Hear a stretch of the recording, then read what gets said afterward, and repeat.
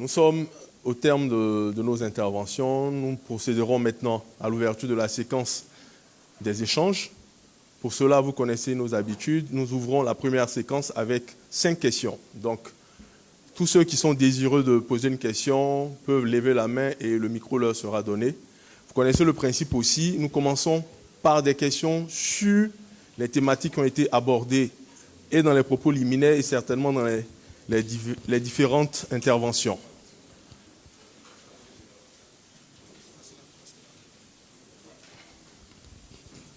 Okay. Vous prenez le micro, vous présentez votre organe et vous posez la question. D'accord, merci beaucoup, monsieur. Je suis Aristide Autré du quotidien L'Avenir. Je voulais avoir la réaction du porte-parole principal. Alors, un de nos confrères, le Nouveau Réveil, rapporte à sa manchette du jour des propos tenus par l'ex-porte-parole du RHDP qui affirme, et je cite, « Exclure les gens, c'est créer le lit de l'injustice. » Fin de citation. Il affirme également, et je cite, « Au RHDP, certains veulent que le président Ouattara soit candidat pour conserver leurs privilèges acquis. » Fin de citation. Que suscite en vous, monsieur le porte-parole principal, ces propos? Merci beaucoup. Merci Aristide.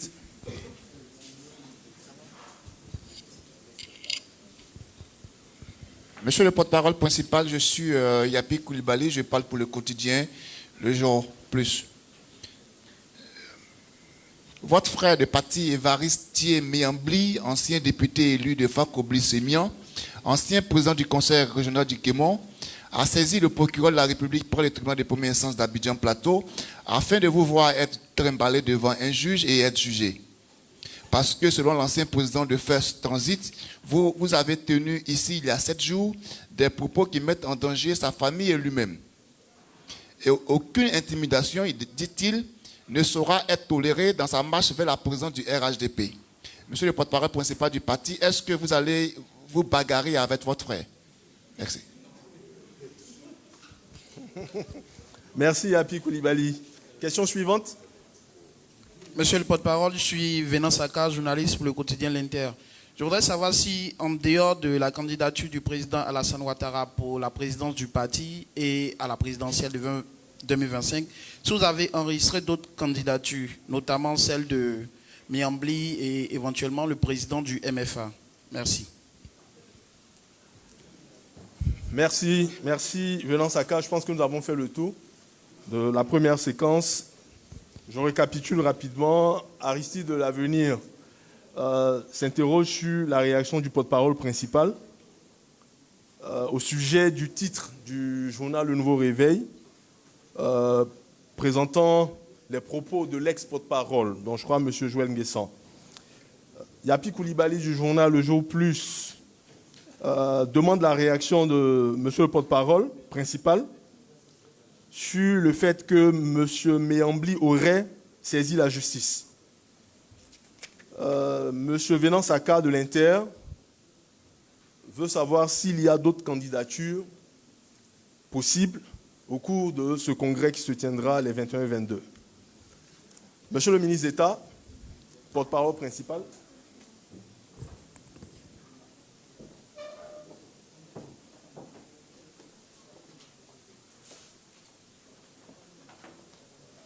Tout à l'heure, je vais laisser la latitude au porte-parole adjoint de répondre à certaines de vos préoccupations.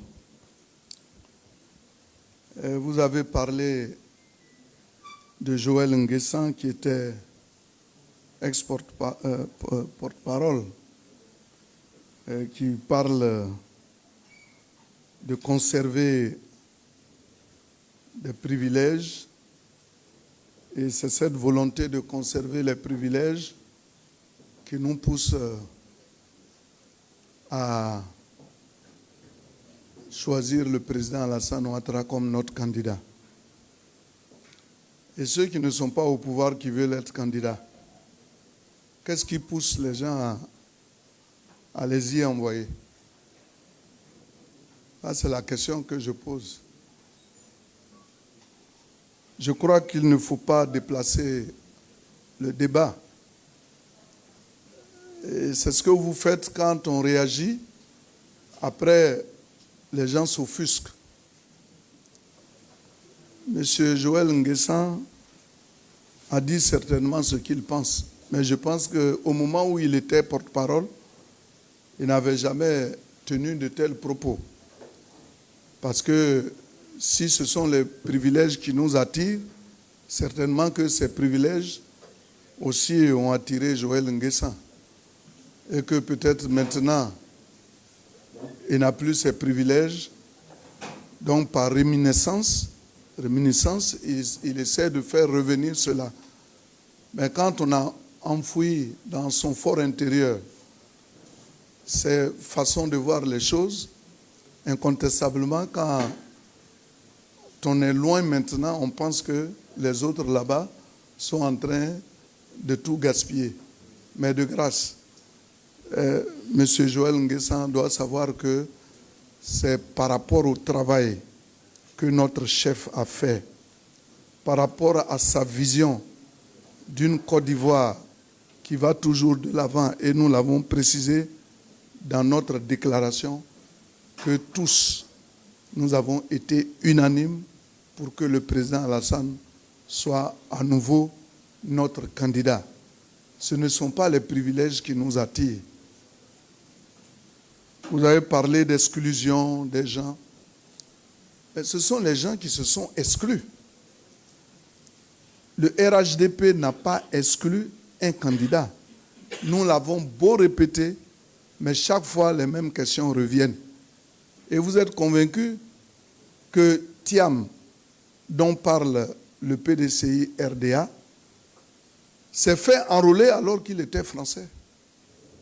Est-ce que c'est le RHDP qui l'a poussé à ne pas démissionner? On l'a vu, c'est après qu'il se soit enrôlé qu'il a fait sa déclaration pour dire qu'il n'est plus français. C'est tellement simple.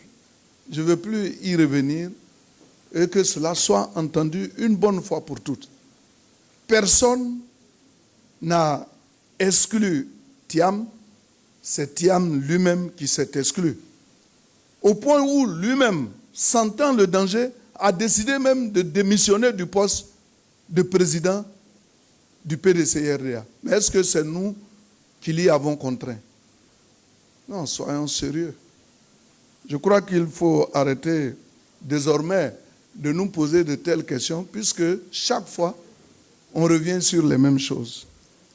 Vous avez parlé de Méambli, mais vous étiez tous témoins oculaires des propos que j'avais avancés l'autre jour. Vous aviez dit qu'il était candidat.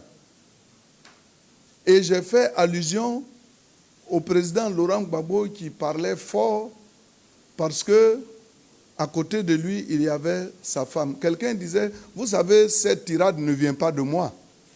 À l'époque, vous connaissez, vous avez entendu parler de Sékou Touré.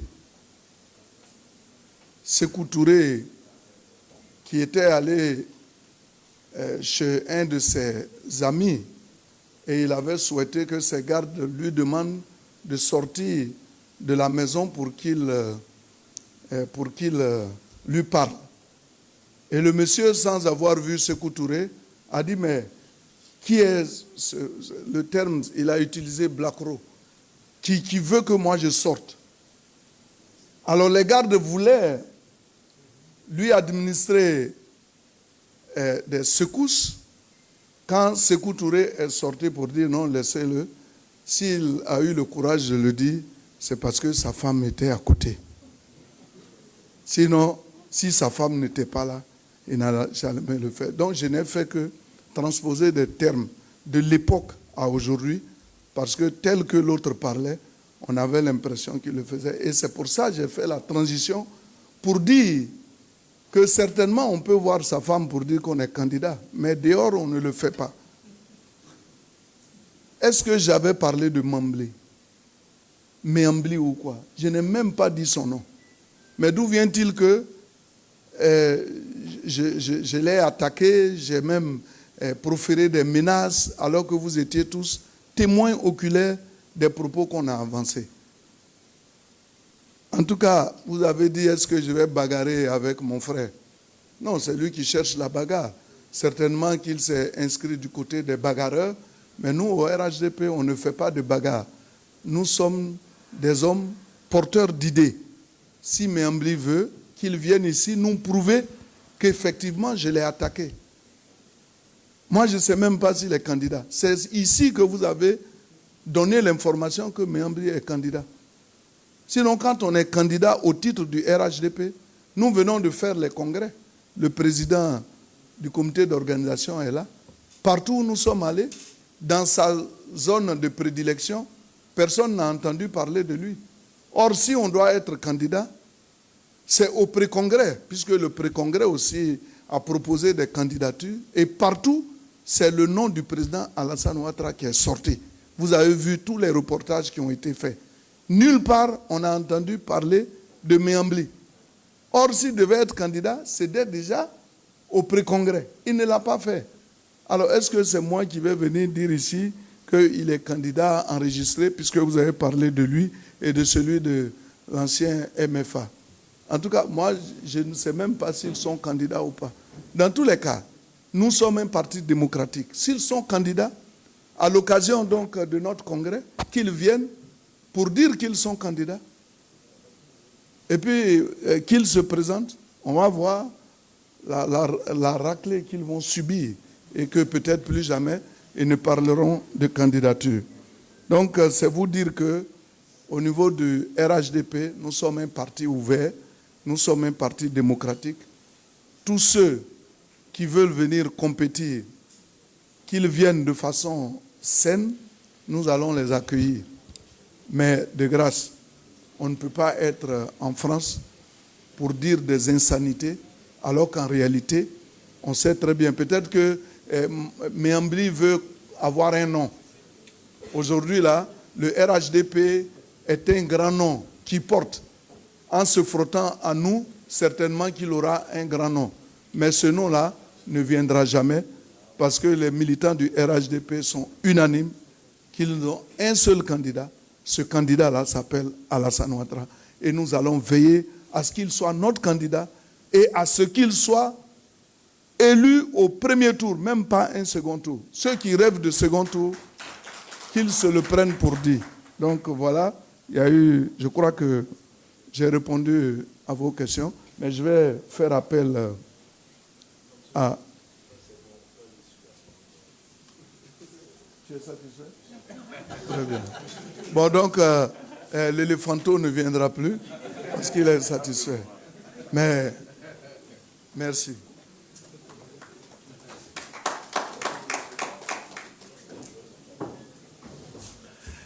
Merci, monsieur le ministre d'État, porte-parole principal du RHDP. Nous entamons la seconde séquence. Donc, prenez le micro, le nom de l'organe, votre nom et votre question, s'il vous plaît.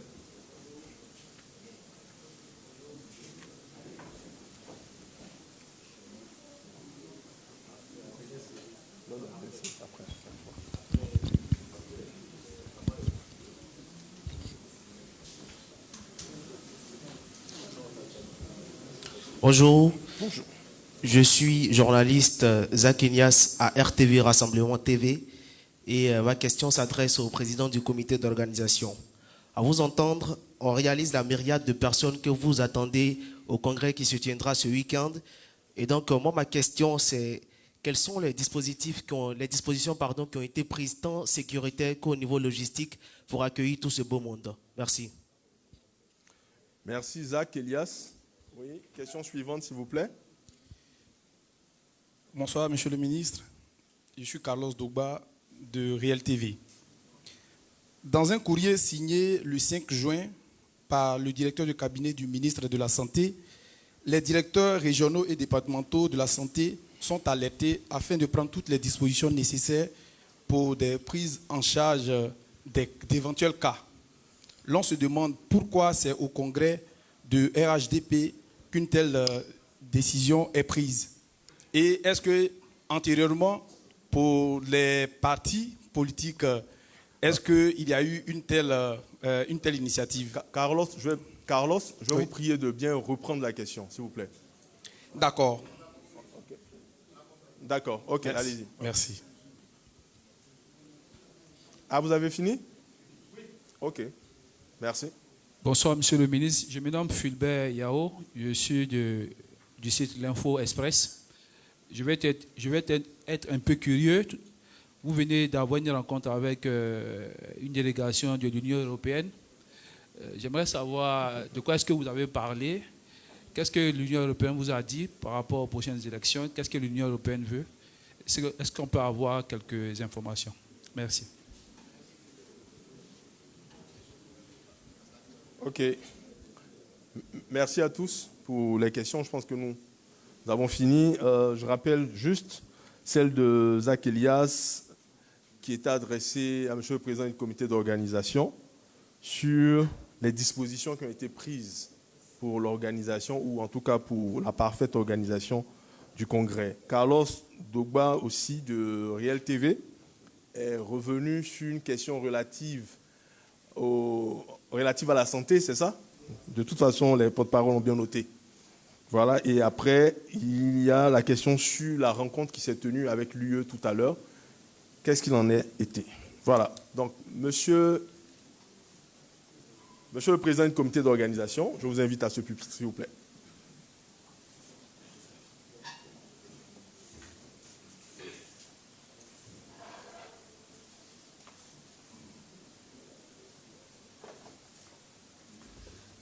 Merci beaucoup.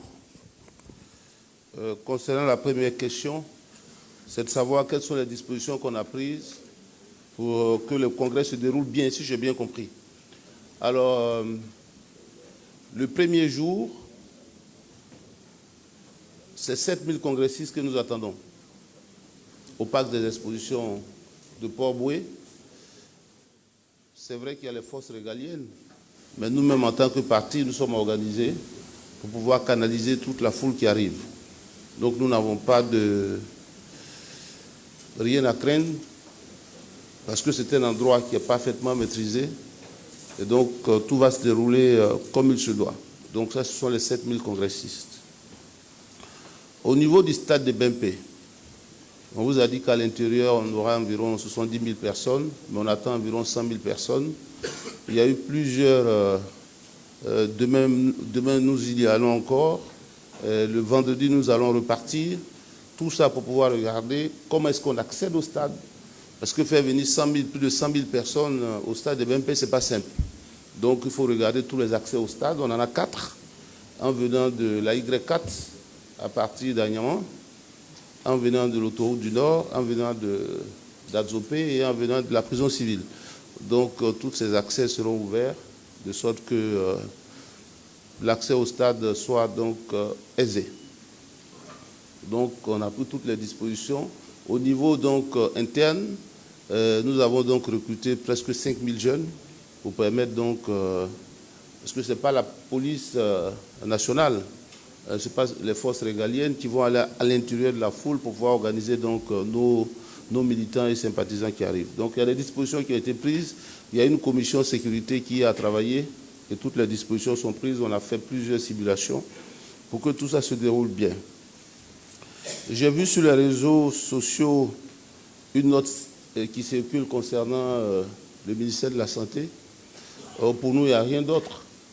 Vous voyez, les militants qui viennent de l'intérieur, il y a à peu près 30 000 personnes. Ces 30 000 personnes qui seront sur les routes, on ne sait jamais, sont des Ivoiriens comme tous les autres. Ces dispositions ont été prises pendant la CAN. Donc on a simplement alerté, selon ce que j'ai lu dans le document, pour que les services se tiennent prêts au cas où il y a quelque chose, pour qu'on puisse secourir les Ivoiriens. Je ne vois pas ce qui est dramatique, ou bien, parce que même s'il y a un accident quelque part, même s'il n'y avait pas cette note, je pense que les forces si on envoie quelqu'un à l'hôpital, on va le soigner. Donc je ne vois pas pourquoi ça fait le buzz. Bon, honnêtement, je ne comprends pas. Bon. Il y a des gens sur les routes, on sait qu'il va y avoir beaucoup de gens sur les routes. On dit, bon, au ministère de la Santé, tenez-vous prêts au cas où il y a quelque chose pour pouvoir donc intervenir. Pendant la CAN, on a pris les mêmes dispositions.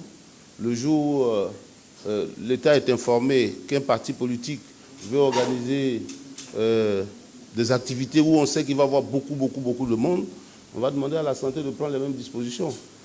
Ça coûte 0 franc à l'État de Côte d'Ivoire, donc il n'y a pas raison pour que ça fasse le buzz. Je vous remercie.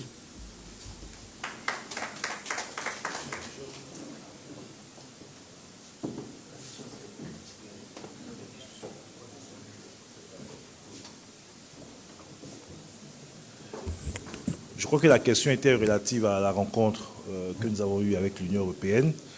Vous devez savoir qu'il y a le responsable des affaires politiques de l'Union européenne qui est à Abidjan depuis 112 heures et qui a rencontré différents partis politiques. Et c'est dans ce cadre-là que le RHDP donc l'a reçu aujourd'hui avec l'ambassadeur de l'Union européenne. Donc à cette rencontre, il y avait le ministre d'État, d'abord le secrétaire exécutif du parti, le ministre d'État, le ministre Adjoumani, le ministre Amédée, la ministre Marietou. Et les échanges ont porté, vous l'imaginez bien, sur la situation sociopolitique. Le responsable politique voulait avoir la lecture donc, du RHDP relativement au développement donc, de l'actualité politique dans notre pays. Et nous avons partagé notre analyse de la situation en rappelant que nous avons un processus électoral qui se fait de façon démocratique avec un calendrier électoral qui a été arrêté de façon consensuelle avec toutes les parties et que les élections se dérouleront donc dans les meilleures conditions. Nous avons aussi fait part, donc, et ça a été rappelé tantôt par le ministre Adjoumani, dire qu'en réalité, il n'y a pas d'exclusion à l'élection présidentielle. Il y a que tous les agents, tous les acteurs que nous sommes devons nous conformer et donc à la loi. Il y a certains qui tombent sous le coup de la loi, et ainsi de suite. Le RHDP a aussi réaffirmé sa disposition à dialoguer, puisque nous sommes un parti oufouettiste. Nous avons toujours mis le dialogue au cœur donc, de nos priorités. Et d'ailleurs, nous avons rappelé que le dialogue qui a été tenu en 2022 était la 5e phase de dialogue. Donc, on a de façon constante dialogué avec tous les acteurs, société civile, partis politiques. Et nous avons rappelé aussi que si Laurent Gbagbo, aujourd'hui, est de retour en Côte d'Ivoire et que Charles Blé Goudé est de retour en Côte d'Ivoire, avec tous les actes d'apaisement qui ont été entrepris par le chef de l'État et par le RHDP, c'est bien parce que nous sommes un parti de dialogue. Mais le dialogue, donc c'est une position de principe que nous avons affirmée, le dialogue ne doit pas porter en torse au principe fondamental d'état de droit et au respect des délais constitutionnels. Donc oui, et d'ailleurs le RHDP va rencontrer bientôt donc les partis politiques et mouvements membres donc, de CAP. Et donc, on a même remis une copie donc, du courrier qui a été envoyé donc, à CAP pour dire que nous sommes disposés à échanger sur toutes les questions. Donc voici un peu la substance donc, des discussions que nous avons eues. Le représentant donc, de l'Union européenne nous a bien donc, sensibilisé sur le fait que l'Union européenne n'attend pas s'ingérer. Voilà, n'attend pas s'ingérer, mais bien évidemment, tout ce qu'il peut faire pour accompagner le processus politique en cours, ils sont prêts à le faire, pour avoir des élections apaisées, etc. Mais il n'entend pas s'ingérer. Bon, c'est ça. Merci beaucoup.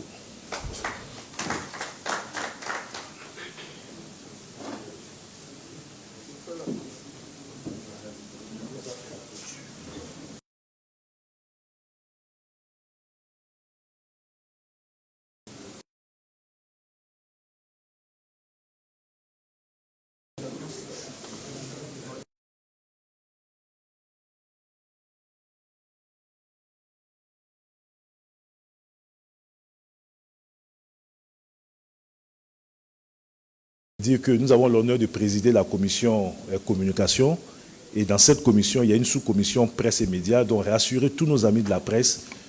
Nous avons reçu aujourd'hui près de 300 demandes d'accréditation. Dès demain, vous aurez donc vos accréditations mises à disposition. Et nous avons décidé de prendre toutes les dispositions pour que vous travaillez dans les meilleures conditions. Donc les différents sites seront donc... il y aura des infrastructures pour vous permettre d'avoir accès à Internet. Les déplacements pour aller à BMP et pour aller au pas des expulsions, donc sera aussi assuré par le comité d'organisation. Et le point focal, c'est M. Yao. Patrice, il n'est pas là. Hein? Bon, il n'est pas là. Et donc, vous rassurez que aussi bien les militants du RHDP que la presse nationale et internationale, tout le monde sera dans les meilleures conditions de participation. Merci beaucoup.